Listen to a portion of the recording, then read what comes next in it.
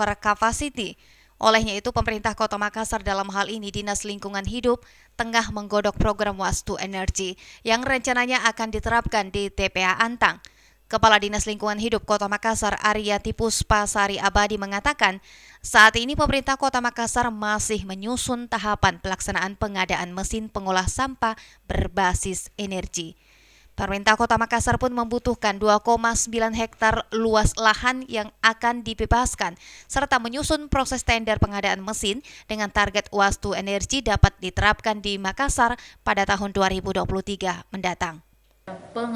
Pengolahan sampah yang menghasilkan energi listrik.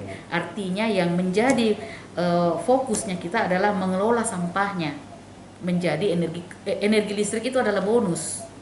Tetapi kalau kita bicara PLTSA artinya ada pembangkit, padahal tidak ada pembangkit, hanya sampah yang dikelola itulah yang menghasilkan listrik. Itu yang kita lakukan di sana.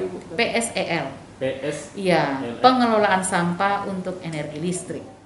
Aryati juga menambahkan program Wastu Energi bukanlah program pembangkit listrik, melainkan pengolahan sampah yang nantinya akan menghasilkan energi listrik, sehingga tidak begitu mendesak untuk program pembangkit listrik, namun lebih kepada pengolahan sampah yang maksimal. Ira, Fajar TV dan Fajar Radio melaporkan.